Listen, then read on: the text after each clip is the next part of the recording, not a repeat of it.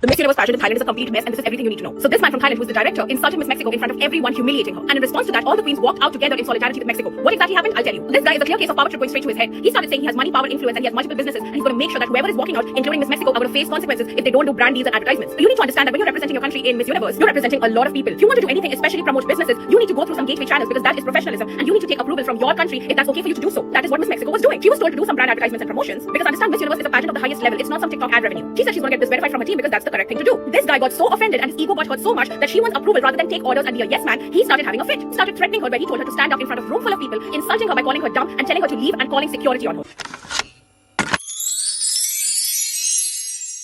She deserves the Miss Universe just for this. That dude thought he was back in the early 90s. She just won the title respect to all the women who followed her out. Seeing them all stand up all of a sudden is the most satisfying thing I have seen in ages. Rachel Gupta was right about this guy. He made her stand just to insult her in front of everyone. Unbelievable. In this video, we are going to talk about the ongoing controversy involving Miss Universe and the Thailand director. So recently, Thailand में Miss Universe का final event चल रहा था. Pre pageant ceremony के during Miss Universe Thailand director Nawat Itsaragrisil ने सब contestant के सामने मिस मैक्सिको फातिमा बोश को पब्लिकली एम्बैरस कर दिया. उनके अकॉर्डिंग मिस मैक्सिको ने प्रमोशनल कंटेंट पोस्ट नहीं किया थाईलैंड को लेकर. उन्होंने क्लेम किया कि फातिमा सिर्फ मैक्सिको के नेशनल डायरेक्टर की बात सुनती हैं, ब्रांड और इवेंट के इंस्ट्रक्शंस फॉलो नहीं करती. और एक प्रेस्टिजियस इवेंट जहां कंटेस्टेंट अपनी कंट्री को रिप्रेजेंट कर रहे हैं और ह्यूमिलिएटिंग टोन में उन्होंने सबके सामने इस बात पर नवाद ने सब कंटेस्टेंट के सामने फातिमा को डमी बोल दिया. फातिमा ने कामली और रिस्पेक्टफुली सिचुएशन को एक्सप्लेन करने की कोशिश की. I am not a doll, I have a voice, I came here to represent my country and women with a purpose. वो सिर्फ अपनी साइड क्लियर करना चाह रही थी, लेकिन इंस्टेड ऑफ लिसनिंग नवाद ने उन पर चिल्लाना शुरू कर दिया. He kept interrupting her repeatedly and kept saying stop talking stop talking. उनका बिहेवियर ऐसा था कि मिस मैक्सिको को बोलने का राइट ही नहीं है. सिचुएशन इतनी एस्केलेट हो गई कि नवाद ने सिक्योरिटी बुलाने का ऑर्डर दे दिया बिकॉज एक कंटेस्टेंट कामली अपनी बात रख रही थी. And he literally used power, authority and intimidation to shut her down in front of everyone. और सिचुएशन यहीं पर नहीं रुकी. जब फातिमा ने अपनी बात रखना चाहा, नवाद ने सिर्फ उन्हें इग्नोर नहीं किया, बल्कि उन्होंने पावर का मिसयूज करने का भी कोशिश किया और ओपनली थ्रेटन किया कि जो कंटेस्टेंट फातिमा को सपोर्ट करेंगी और रूम से बाहर निकलेंगी, उन्हें कॉन्सिक्वेंसेस फेस करने पड़ेंगे. उन्होंने लाउडली बोला कि I have money, I have power and I have influence. और ये भी बोल दिया कि उनके मल्टीपल बिजनेस हैं और वो इंश्योर करेंगे कि जो भी कंटेस्टेंट फातिमा के फेवर में जाएंगी, उन्हें ब्रांड डील्स नहीं मिलेगी, उनका करियर अफेक्ट किया जाएगा. इसके बाद फातिमा बॉश रूम से बाहर चली गईं. जैसे ही फातिमा ने वॉकआउट किया, बाकी कंटेस्टेंट जो उनके सपोर्ट में थी वो भी उठकर उनके साथ बाहर आ गईं. और ये सब कुछ लाइव स्ट्रीम हो रहा था. वीडियो तुरंत सोशल मीडिया पर वायरल हो गया, क्लिप्स सर्कुलेट होने लगे. इस पूरे इंसिडेंट के बाद मिस यूनिवर्स ऑर्गेनाइजेशन ने नवाद के बिहेवियर को मैलिशियस और डिसरिस्पेक्टफुल बोला. मिस यूनिवर्स के प्रेसिडेंट रॉल रोचा ने भी अपना स्टेटमेंट दिया. ही ह्यूमिलिएटेड एंड डिसरिस्पेक्टेड हर. एमयूओ ने स्टेटमेंट के बाद अब वो एक्शन लेने की तरफ भी मूव कर रहे हैं. मिस यूनिवर्स ऑर्गेनाइजेशन अब नवाद के खिलाफ लीगल एक्शन कंसीडर कर रही है और उनके पेजेंट पार्टिसिपेशन को लिमिट या कम्प्लीटली एलिमिनेट किया जा रहा है. मतलब नवाद को कॉम्पिटिशन से कम्प्लीटली दूर किया जा सकता है. इंसिडेंट के बाद फातिमा ने मीडिया से बात करते वक्त रिवील किया कि नवाद ने उन्हें डम बोला था. नवाद ने डिफेंड करते हुए बोला कि उनकी बात मिसअंडरस्टैंड हुई, पर फिर सोशल मीडिया वीडियो में अपॉलॉजी दिया और उन्होंने अपोलोजाइज करते हुए कहा कि उन पे बहुत ज्यादा प्रेशर था थाईलैंड के प्रमोशन को लेके, इसलिए उन्होंने ये सब किया था. और ऑनलाइन फातिमा को मैसिव सपोर्ट मिल रहा है. और miss Universe Thailand director Nawat इत्सरागिल के खिलाफ पास्ट में भी कई सीरियस एलिगेशंस लगे हैं. ये कोई पहली बार का इंसिडेंट नहीं है. उनका एग्रेसिव, कंट्रोलिंग और डिसरिस्पेक्टफुल बिहेवियर पहले भी न्यूज में आया है. कुछ मंथ्स पहले रेचल गुप्ता, जो कि मिस ग्रैंड इंटरनेशनल 2024 की विनर थी, विनर होने के बावजूद उन्होंने बोला कि वो अपनी पोजीशन छोड़ रही हैं और अपना क्राउन रिटर्न कर देंगी. और उन्होंने इसके ऊपर एक डिटेल्ड वीडियो भी बनाया था जिसमें उन्होंने अपना फुल एक्सपीरियंस शेयर किया. उन्होंने ओपनली बताया कि पेजेंट जीतने के बाद उन्हें किस तरह का ट्रीटमेंट मिला और कैसे उनकी पर्सनल फ्रीडम तक को कंट्रोल किया गया. For context, miss grand international एक एनुअल इंटरनेशनल ब्यूटी पेजेंट है जिसका हेडक्वार्टर थाईलैंड में है. इस पेजेंट को 2013 में नवात ने स्टार्ट किया था और साथ ही टेरेसा एक थाई बिजनेस वुमेन और ऑर्गेनाइजेशन की वाइस प्रेसिडेंट और COO हैं। पेजेंट के अंदर major decisions, rules, control, brand deals, PR सब कुछ बेसिकली नवात और टेरेसा हैंडल करते हैं। कंटेस्टेंट और विनर को एक हैवी कॉन्ट्रैक्ट साइन कराया जाता है। कॉन्ट्रैक्ट के टर्म्स काफी स्ट्रिक्ट और कंट्रोलिंग होते हैं। अगर किसी कंटेस्टेंट को कॉन्ट्रैक्ट के टर्म्स में प्रॉब्लम होती है या वो अपनी तरफ से नेगोशिएशन डिमांड करते हैं तो ऑर्गेनाइजेशन उनकी बात सुनने से मना कर देती है। रेचल के अकॉर्डिंग ऑर्गेनाइजेशन विनर को कंट्रोल करती है। अगर उन्हें कोई कंटेस्टेंट पसंद नहीं आता या उनकी बात नहीं सुनता तो वो प्रेशर क्रिएट करते हैं कि क्राउन लीव कर दो। एंड 2024 में पहली बार इंडिया को क्राउन मिला था मिस ग्रैंड इंटरनेशनल का। अगर रेचल इस टाइम क्राउन को लीव करती तो उन्हें लोगों का हेट और बैकलैश मिलता। क्राउन जीतने के बाद भी रेचल थाईलैंड में ही रह रही थी क्योंकि कॉन्ट्रैक्ट के अकॉर्डिंग विनर को थाईलैंड में स्टे करना पड़ता है और ऑर्गेनाइजेशंस के इवेंट और प्रमोशंस फॉलो करने पड़ते हैं। और रेचल ने अपना एक्सपीरियंस शेयर करते हुए कहा था कि उन्हें बॉडी फैट रिड्यूस करने के लिए फोर्स किया जाता था और कॉन्स्टेंटली साइज और वेट के बारे में रिमार्क्स मिलते थे। इंटरनेट पे ऐसे इंटरव्यूज और क्लिप्स भी अवेलेबल हैं जहां नवात और टेरेसा ओपनली इंडिया को मॉक कर रहे होते हैं। नवात ने उनको सोशल मीडिया पे बॉडी शेम किया। उन्होंने पब्लिक कमेंट पास किया है रेचल के वेट के रिमार्क्स को लेके और इनडायरेक्टली उन्हें एम्बैरस किया। विनर को जो प्राइज मनी मिलने चाहिए थी वो टाइम पे रेचल को ठीक से पे नहीं किया जा रहा था, इसीलिए रेचल को वहाँ पे पैसों के लिए भी सफर करना पड़ रहा था। रेचल ने मल्टीपल टाइम्स ऑर्गेनाइजेशन को कंसर्न बताया, ईमेल्स भेजे, डिस्कशन किया, पर ऑर्गेनाइजेशन ने उनको प्रॉपरली रिस्पॉन्ड नहीं किया और उनके इश्यूज को इग्नोर कर दिया। रेचल ने अपने वीडियो में ये भी रिवील किया था कि वो थाईलैंड के कॉन्ट्रैक्ट के चक्कर में बिल्कुल बाउंडेड थी। वो खुद से कोई जॉब, स्पॉन्सरशिप या साइड वर्क नहीं कर सकती थी क्योंकि कॉन्ट्रैक्ट में क्लियरली मेंशन था कि जो भी वो वर्क करेंगी उसके लिए MGI का अप्रूवल मैंडेटरी है। और रेचल को स्टे के लिए हाउस दिया गया था, वो एक प्राइवेट एरिया में था। उनके पैसे चोरी हो गए थे और इसके बारे में टेरेसा को भी इन्फॉर्म किया गया था, बट टेरेसा ने रूडली बिहेव किया था। कोई प्रॉपर रिस्पॉन्स नहीं मिला था उनसे। इसके अलावा टेरेसा के रूड बिहेवियर के ऊपर पहले भी हिस्ट्री है। रेचल के पहले भी एक और फीमेल विनर ने ऑर्गेनाइजेशन के अगेंस्ट बोला था और टेरेसा ने उस विनर को ओपन पब्लिक में लायर बोल दिया था। और रेचल ने वीडियो पे ये भी रिवील किया था कि ऑर्गेनाइजेशन उनसे चीप प्रोडक्ट को सेल कराते हैं। रेचल के वीडियो पोस्ट करने के बाद नवात ने पब्लिकली रेचल का पासपोर्ट का फोटो पोस्ट कर दिया सोशल मीडिया पे। उस पासपोर्ट के फोटो पे जो एज शो हो रहा था वो फेक है। पासपोर्ट पे जो फोन नंबर था वो रेचल का नहीं बल्कि किसी और पर्सन का था। कोई अपने पासपोर्ट पे किसी और का फोन नंबर क्यों लिखेगा। इसके बाद उन्होंने रेचल की फैमिली को टारगेट करना शुरू कर दिया। स्टोरीज डालकर ये इम्प्लाई करने का कोशिश किया कि रेचल और उनकी फैमिली मेंबर्स फ्री में प्लास्टिक सर्जरी करवा रहे हैं, बट रेचल की फैमिली ने वो सर्जरीज कोलैबोरेशन के अंडर करवाया था। लेकिन नवात ने इसे मैनिपुलेटिव तरीके से पोर्ट्रे किया जैसे रेचल कुछ शेडी कर रही हो। और ये फर्स्ट टाइम नहीं था, नवात का बुलिंग बिहेवियर पहले भी पब्लिकली दिख चुका है। सिर्फ रेचल के केस में नहीं, मिस मैक्सिको के साथ भी उन्होंने पब्लिक ह्यूमिलिएशन जैसी बातें की। Whenever someone questioned the organization, instead of accountability, Nawat attack और इंसल्ट करने लगते हैं। आज की वीडियो के लिए इतना ही। Do let me know your thoughts on this, do let me know in the comments. और वीडियो पसंद आई हो तो प्लीज चैनल को सब्सक्राइब, वीडियो को लाइक कर देना। मिलते हैं नेक्स्ट वीडियो में। Thank you.